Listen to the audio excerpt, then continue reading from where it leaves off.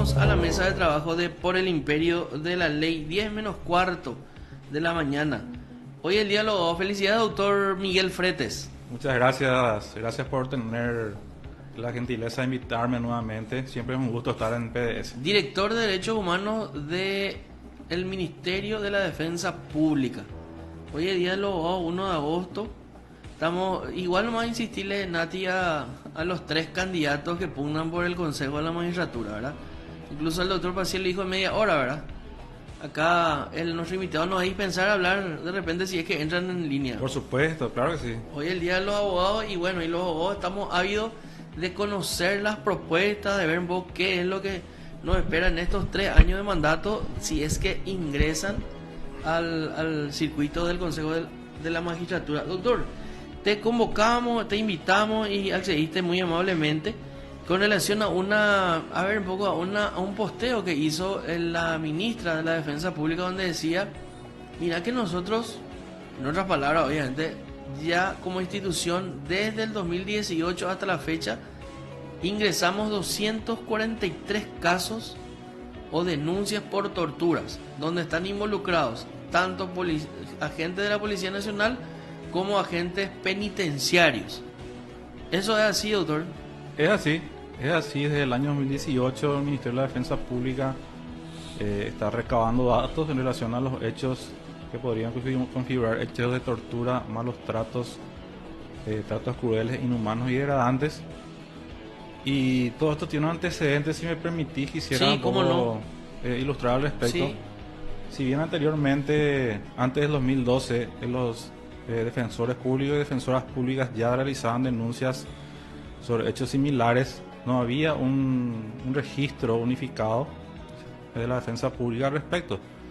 Y todo esto arrancó a partir del año 2012, cuando se realizó el seminario del Atlas de la Tortura acá en Asunción.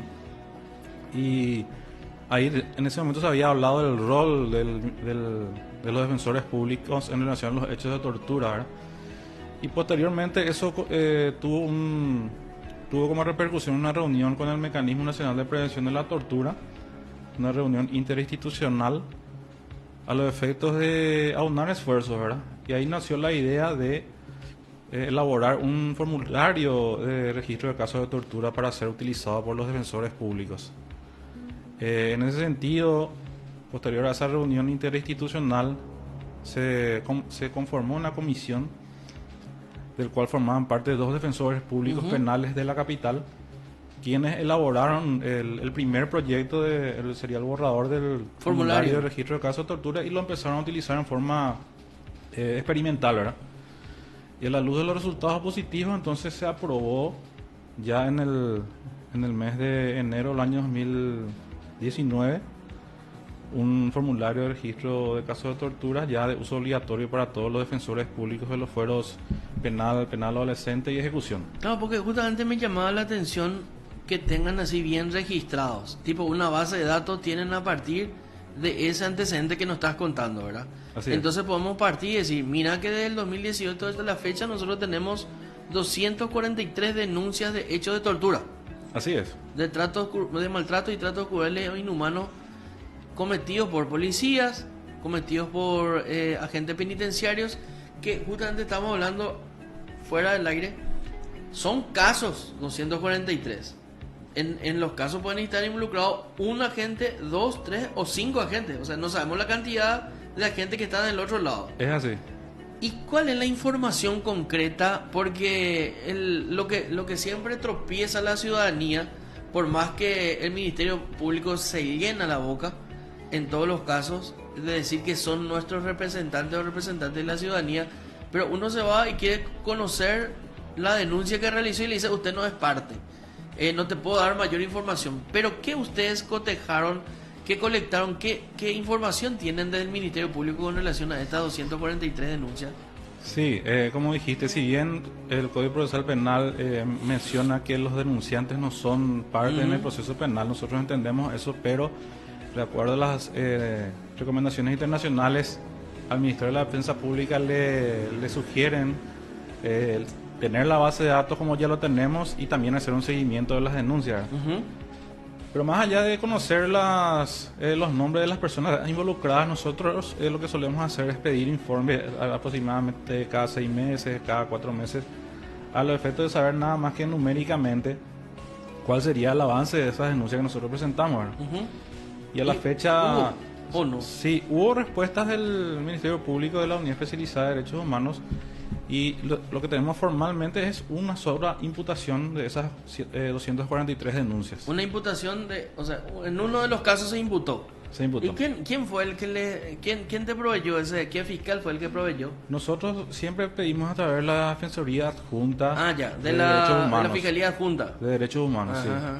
O sea, ellos dicen, mira, de estas cosas, de estos casos que ustedes presentaron, hay una sola imputación. Y más de eso no se sabe. No, y el resto se informa que están en proceso las investigaciones. Ya. Y con relación a este estado de desinformación o que no sabemos cómo terminó, pues, o sea, otra de las alternativas sería justamente salidas alternativas al proceso ordinario en el ámbito penal. Pero yo no creo que por tortura, criterio de suspensión no que te den, ¿verdad? Porque estamos hablando pues, de hechos incluso imprescriptibles por la gravedad del hecho, ¿verdad? Entonces, criterio, olvídalo. Porque si un fiscal le da criterio a un torturador, yo creo que el fiscal tiene que no solo renunciar a su fiscalía, sino que a la matrícula de abogado, ya que estamos en el Día del Abogado. ¿Cuál es el acercamiento institucional? La ministra en estos días, no sé, golpeó las puertas de la fiscalía, hubo reuniones entre las autoridades. Claro que sí, la defensora general, la doctora Lorena Segovia, siempre tuvo un marcado interés justamente en luchar contra la tortura y es así que hasta incluso solicitó una audiencia con el nuevo fiscal general del Estado. Le llevamos un informe de todas las denuncias que nosotros habíamos presentado y ella le mencionó justamente esta situación, ¿verdad? Del escaso avance de esas denuncias y el fiscal general del Estado, el doctor Rolón, asumió un compromiso de llevar adelante y seguir con las investigaciones que habíamos presentado, ¿verdad? Claro, porque hay una cuestión que tenemos que entender siempre y no por el hecho de ganarnos adeptos o teleoyentes, vamos a criticar por criticar o lanzar improperios por lanzar improperios, porque en un caso que uno denuncia puede tener dos aristas, una la imputación y otra la desestimación. O sea, ellos pueden haber no encontrado ni un elemento y desestimar las 242 denuncias restantes, ¿verdad? Pero tenemos que saber, ¿no?, qué es lo que pasó con esas causas. Así como nosotros acá a Susi Riquelme le preguntamos una infinidad de veces por qué no imputa o por qué no desestima los hechos que se denunciaron como tortura y tratos crueles en esa intervención de los marinos en la zona ribereña de Ciudad del Este, ¿verdad? Que de por ahí es uno de los casos que ustedes denunciaron. Sí, nosotros tuvimos intervención también ahí en ese caso. Creo que un usuario era de la defensa pública y hemos realizado a través del doctor Rodrigo Cuevas, que es el defensor público de esta persona, quien nos hizo llegar el formulario justamente y en base a eso presentamos la denuncia. Ya. Ese formulario, ¿cómo tienen todos los defensores tienen acceso a ese formulario? Sí. Cuando ocurre un hecho de tortura o probablemente haya ocurrido un hecho de tortura, ¿cómo maneja el defensor público ese eso? Formulario fue aprobado por una resolución interna de la Defensoría General, ya, ¿verdad? de la institución. Claro. Y después te cuento lo que es la aplicación también que estamos utilizando. Ya. Pero basándonos en el formato papel que en su momento se aprobó, que hasta ahora sigue vigente, te doy una situación hipotética, sí, ¿verdad? Claro. Yo me voy y le visito a mi representado en el penal y le encuentro todo golpeado, ¿verdad? Y le pregunto qué pasó y bueno, y unos guardiacárceles me lesionaron, me lastimaron. Entonces ahí mismo yo puedo llenar ese formulario aprobado y comunico a la Dirección de Derechos Humanos, yo defensor digo, ¿verdad?, para que nosotros desde la Dirección de Derechos Humanos, que nos constituimos en los coordinadores a nivel nacional, podamos recabar los datos y presentar una comunicación de ese hecho a la Unidad Especializada de Derechos Humanos de la Fiscalía. Directo. Claro, para sin más trámites, nosotros una vez que tengamos el formulario y los antecedentes, vamos a suponer que sea un diagnóstico o fotografía o filmación desde la persona lesionada, preparamos inmediatamente la comunicación y ya lo llevamos a la unidad especializada. No, de estas 243, leí que hay policía y hay área de penitenciaría. quiere decir que esta situación hipotética de la que estás poniendo al tapete ocurrió en ciertas ocasiones, o sea, en situaciones ocurrió. ¿Por qué? Porque se va al defensor y le encuentra golpeado a su defendido y dice, a su representado, a su asistido, y dice, ¿qué te pasó? Y pasó esto. Te envían a vos el formulario. Obviamente después, si hay una acción inmediata del Ministerio Público, el defensor público va a saber que el fiscal se fue y le visitó, le citó a este señor para que dé su versión. O sea, si eso no ocurrió, o sea, si eso ocurre, definitivamente el defensor te va a llamar y te va a decir, director, acá hay ya una reacción. Pero ¿tuviste alguna comunicación de esa en este tiempo o no? De parte del Ministerio Público. Ajá. El Ministerio- O de parte del Ministerio Público o de los defensores que presentaron ese formulario. Digo, No. alguien te llamó en algún momento y te dice, che, ahora nos citaron para declarar porque nosotros presentamos esa denuncia. No, ese tipo de información no, sino que los defensores generalmente llaman a preguntar si cómo Avanzó. cómo avanzó, porque los familiares le preguntan, ¿verdad? Y claro, por eso, pues, ahí está. O sea, los familiares le preguntan, ¿avanzó con la denuncia que hicimos? Obviamente, si hay un avance, la familia o el golpeado le va a comunicar pues, a su defensor. Le va a decir, che, doctor, me constituí pues la pasada a la fiscalía, me llevaron para que yo declare. O sea, evidente que no hizo nada entonces el Ministerio Público. Sí, yo tengo conocimiento que en algunos casos gente de unidades fiscales de la Unidad Especializada de Derechos Humanos se han constituido. Por ejemplo, tengo un caso que fueron hasta Villarrica a tomar la declaración a un usuario nuestro que está privado de libertad, ¿verdad? Hay diligencias que se realizan, ¿verdad? Y tal vez fue la imputación, ¿verdad? Bueno, eso desconozco, ¿verdad? Pero sé que realizan actos de investigación, pero nosotros nos basamos, en el informe que nosotros pedimos es tener conocimiento de si hay imputaciones, acusaciones o condenas, ¿verdad? Eso es lo que nosotros generalmente Condena pedimos. no hay. No, que yo tenga conocimiento no hay condena. No hay condena, hay una imputación. Te pasan números, no te pasan nombre, ¿verdad? No. Nosotros no estamos interesados en saber los datos de las personas involucradas, solamente el dato numérico, ¿verdad? Ya. O sea, las estadísticas que vos llevas son números. Claro, y en porque- esos números fríos te dicen de 243 casos, una sola imputación. De 243 casos, ni una condena. Claro, porque muchas veces los organismos internacionales nos piden informes Claro, a través de la Cancillería claro, y tenemos claro. que informar, ¿verdad? O sea, definitivamente es una obligación tuya. Claro. Además, si vamos a lo que dice el Código Procesal, si un funcionario público tiene conocimiento de la existencia de un hecho punible, tiene la obligación de comunicarle al Ministerio Público. Así es. O sea, lo que ustedes hicieron ya es correcto y dentro del marco de la ley. Ahora bien, esa absurda posición del Ministerio Público en decir usted no es parte porque usted es solo un denunciante, a ver un poco, creo que en algún momento dado tenemos que poner como una meta y dentro de las distintas esferas de los usuarios de justicia para que eso se corte definitivamente, porque hasta ahora ningún fiscal me mostró dónde está el artículo donde prohíben mostrarle o darle un informe de la causa o del avance de la causa al denunciante. No existe tampoco eso. Dice que no es parte nomás, porque vos sos parte cuando querellas. Pero ¿cómo vas a querellar si no imputan? ¿Cómo vas a querellar si no llevan adelante la investigación? Eso el Ministerio Público tiene que saber. Lo importante yo creo acá es la acción más o sea, espera, antes de decir eso, me dijiste que hay ahora un formulario, una app, algo así. Nosotros arrancamos con el formulario de formato papel, Sí, ¿verdad? Que sigue vigente por hasta ahora. resolución. Claro, por resolución.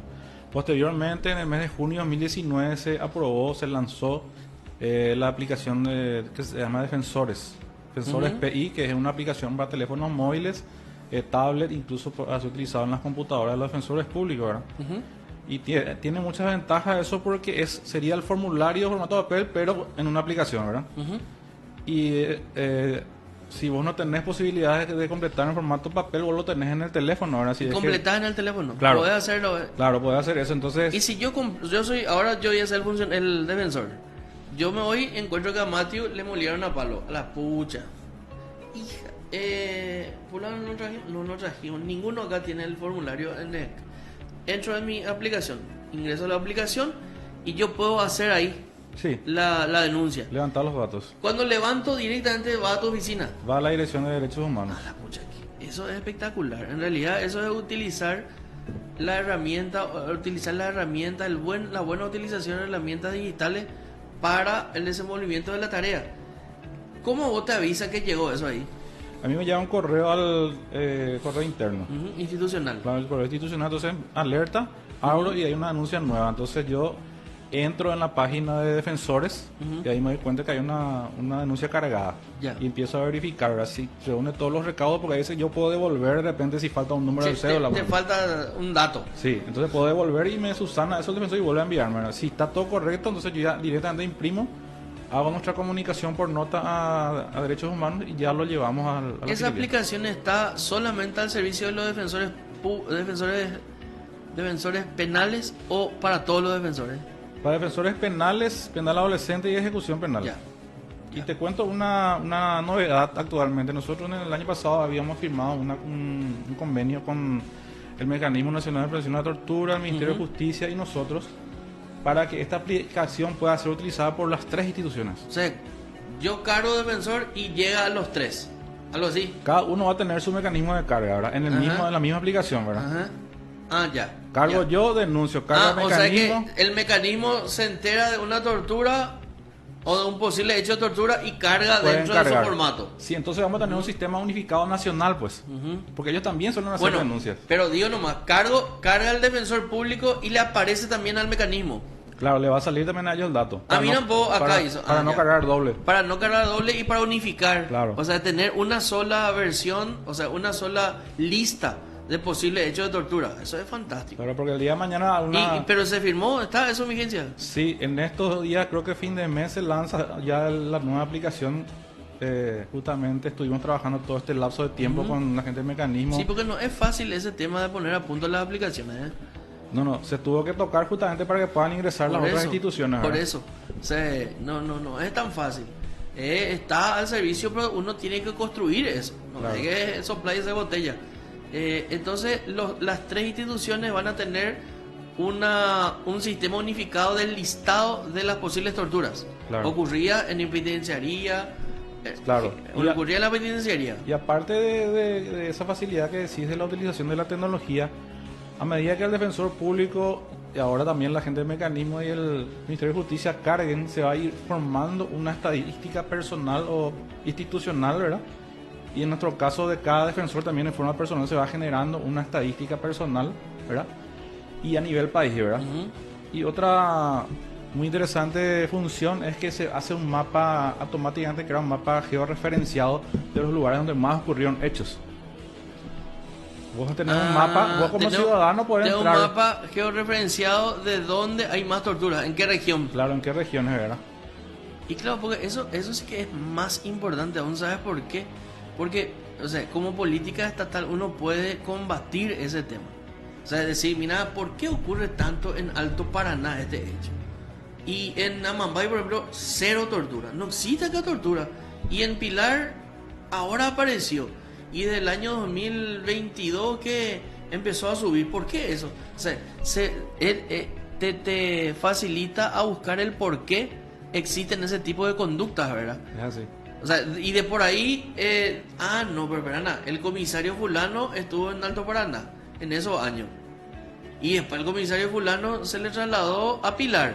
Y empezó ahí. O sea, vos podés buscar el por qué se cometen definitivamente ese tipo de hechos en ciertos sectores de la República, ¿verdad? ¿Y en qué zona hay más tortura? Ya que estamos. Y más bien en el área metropolitana tenemos más Central. información al respecto, sí. Asunción y Central. Sí, central. ¿Y en qué sector? Pero ¿estamos hablando netamente de las cárceles o también en general? No, hay una marcada diferencia de los autores de estos hechos y va encaminado más hacia agentes policiales. Ya. O sea, que en el ejercicio de sus funciones, Sí, en la aprehensión, en la detención, Claro. en ese momento ocurren este tipo de hechos. Tenemos una marcada diferencia de agentes policiales justamente. Ya. En las comisarías, entonces, más que en la penitenciaría. Puede ser en el momento de la aprehensión, en la vía pública o de repente dentro de la comisaría. Ya. Varía la situación. ¿verdad? Ya. Variante. Y ahí en tu base de datos se detecta más en Central, en Asunción, que en otros sectores. Sí. y en donde no existe ninguna tortura. O sea, no, ¿qué sector, qué región Y, por ejemplo, te llamó la atención y decir, acá no hay nada? Hacia el Chaco, por ejemplo, no Casi tenemos nada. sí, casi nada de comunicaciones. Ah, mira, vos, o sea, se porta bien los agentes policiales y, bueno, penitenciaría no hay en el Chaco, creo. No, no hay. Viste, o sea, en realidad siempre va a haber siempre hay un porqué, ¿verdad? Un factor denominador que determina ciertas o cuáles situaciones y en qué momento y por qué se están dando ciertas situaciones. Y para eso pues, la información es fundamental. Claro. Y esta tecnología es genial para eso, ¿verdad? Claro, lo que tenemos que recalcar siempre es que el Estado asumió un compromiso una vez que Gracias. se firmó la ratificación de la Convención de la Tortura en el año... Ese tema podemos tocar después de la pausa. Sí, podemos.